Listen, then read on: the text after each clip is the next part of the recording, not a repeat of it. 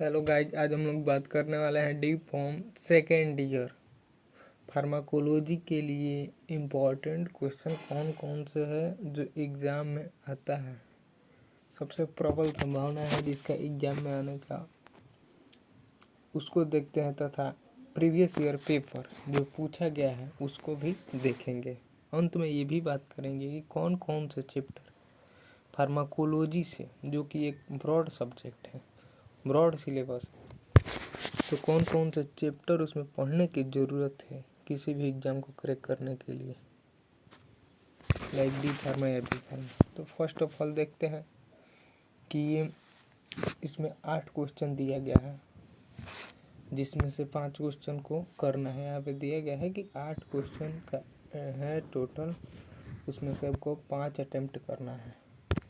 कितना करना है? तो 5 क्वेश्चन करना है। कोई भी 5 क्वेश्चन कर सकते हैं। तो फर्स्ट क्वेश्चन के बारे में हम देखते हैं क्या पूछ रहा है, कैसे इसको हम लिखेंगे उसको देखेंगे। तो फर्स्ट ऑफ ऑल देखेंगे, बोल रहा है 1 नंबर क्वेश्चन आपका कि explain general mechanism of drug action, describe factor modifying action. मतलब बोल रहा है कि जनरल मैकेनिज्म, मतलब जनरल मैकेनिज्म MOA जिसको हम बोलते हैं, mechanism of action, general mechanism drug को लिखना है, ड्रग का जो जनरल मैकेनिज्म उसको लिखना है। साथ साथ उसका कौन कौन से फैक्टर है जो इसके एक्शन को, मतलब मेडिसिन हम खाते हैं तो कुछ ऐसे फैक्टर है जो उसको इनहिबिट कर सकता है या उसके इफेक्ट को कम कर सकता है, ज़्यादा कर सकता है, वो लिखना है आपको। तो इसमें जैसे मैं बता दे रहे हैं, एग्जाम्पल के तौर पे आपको एज हो गया, सेक्स हो गया,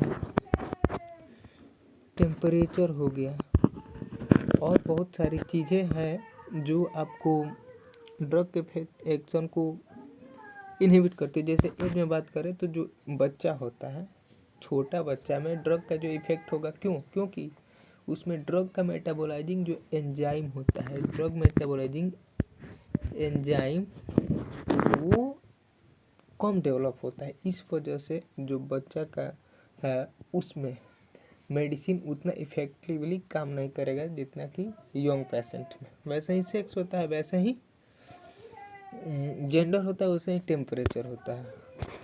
फिर बोल रहा है कि discuss the different route of drug administration. ये बहुत बहुत इम्पोर्टेंट क्वेश्चन है जो कि प्रत्येक साल चाहे board MP, UP, Haryana, HSBT या महाराष्ट्र बोर्ड हो गया, कोई भी बोर्ड हो, उसमें ये क्वेश्चन तो पूछना ही पूछना है। सारे बोर्ड का ये क्वेश्चन मतलब फेवरेट एक तरह से कह सकते हैं, एकदम 100% पूछना ही है। तो इसमें देखते हैं क्या लिखेंगे हम।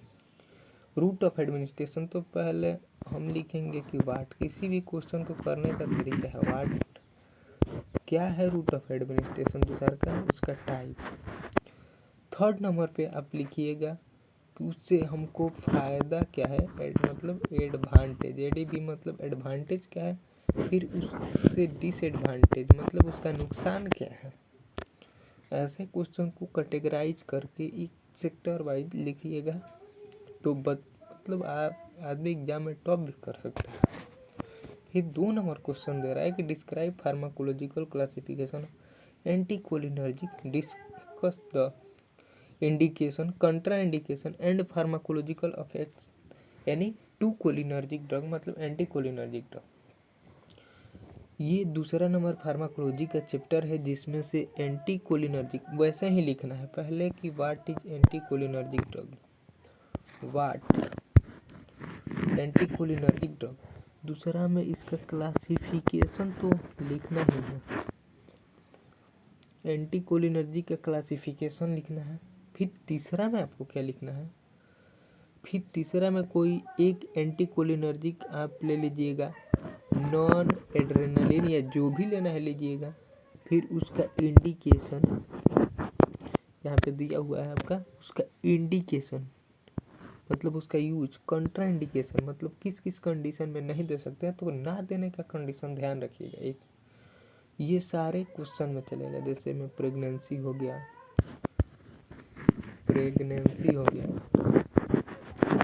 फिर लेक्टेशन हो गया, लीवर इंजरी हो गया, इन सारे कंडीशन में हम किसी भी मेडिसिन को नहीं दे सकते हैं, तो नहीं दे सकते, और देंगे भी तो उसका कंडीशन होगा तब देंगे।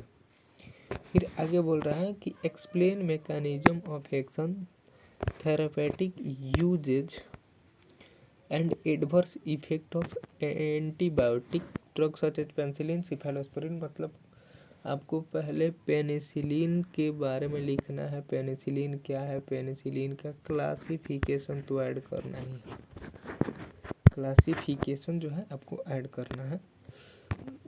फिर इसका इंडिकेशन, पेनिसिलिन का इंडिकेशन, ये एक एंटीबायोटिक है। कंट्रा इंडिकेशन एडीवी मतलब adverse effect, pharmacological action, pharmacological action लिखना है। फिर वैसे ही सिफेलोस्पोरिन, सिफेलोस्पोरिन भी एक एंटीबायोटिक है, इसके बारे में आपको लिखना है।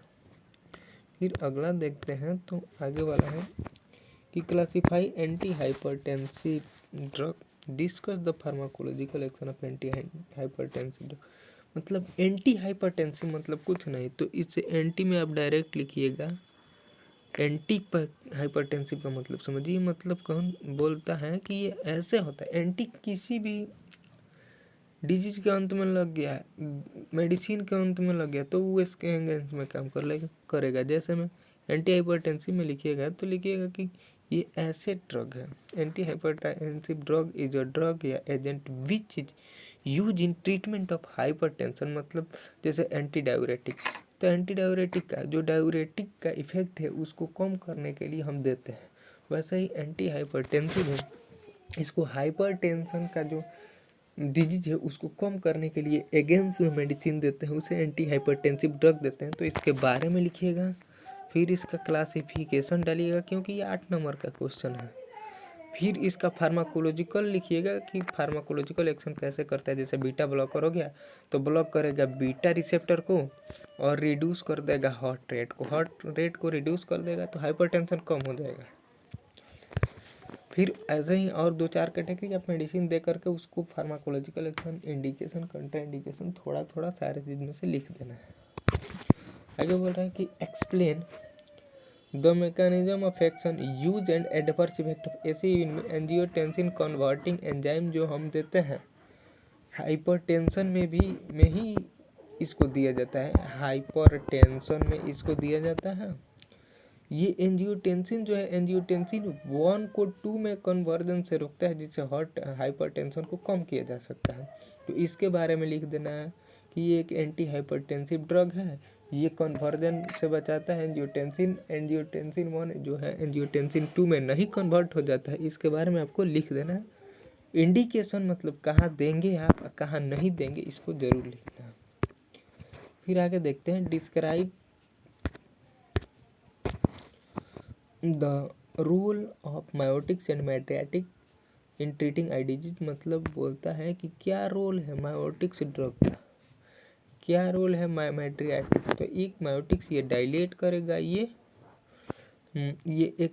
डायलेट करेगा और ये कॉन्स्ट्रिक्ट करेगा, प्रोड्यूस करेगा कॉन्स्ट्रिक्शन ऑफ हाइपो। मतलब मायोटिक्स के बारे में लिख देना है, फिर मैट्रियाटिक्स के बारे में लिख देना है, और फिर इसका रोल लिख देना है कि इसका प्रयोग हम लोग मायोटिक्स के रूप में इसलिए करते हैं क्योंकि आई को कंस्ट्रिक्ट करता है और एक डायलेट करता है।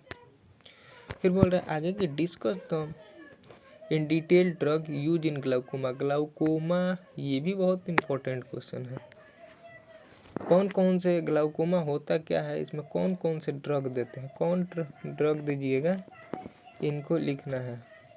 फिर 6 नंबर में बोलता है discuss the pharmacological action, therapeutic uses and adverse effect of NSAIDs। मतलब non steroid anti inflammatory drug का जो है बारे में लिख देना है। ये पेन किलर मेडिसिन है, बहुत बेहतरीन पेन किलर मेडिसिन है, इसके बारे में लिखना है। वाट तो पहले सारे क्वेश्चन में आपको देना ही है।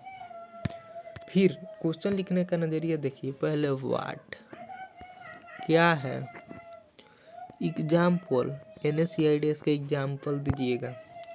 फिर इसका मेडिसिन का क्लासिफिकेशन कैटेगरी वाइज एक सिस्टेमिक ढंग से, 1 नंबर हो गया, 2 नंबर हो गया, 3 नंबर हो गया। फिर क्लासिफिकेशन आप लिख दिए तो एक जैसे एस्पिरिन डाले हैं,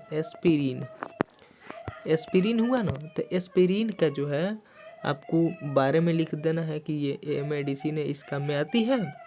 फिर इसका इंडिकेशन आपको लिखना है, फिर आपको इसका कंट्रा इंडिकेशन लिख देना है, फिर ADV मतलब एडवर्स इफेक्ट लिख देना है। यही कैटेगराइज मतलब क्वेश्चन लिखने का यही तरीका है। Thank you. ऐसे इंफॉर्मेटिव वीडियो के लिए लाइक, सब्सक्राइब, शेयर ज़रूर करें।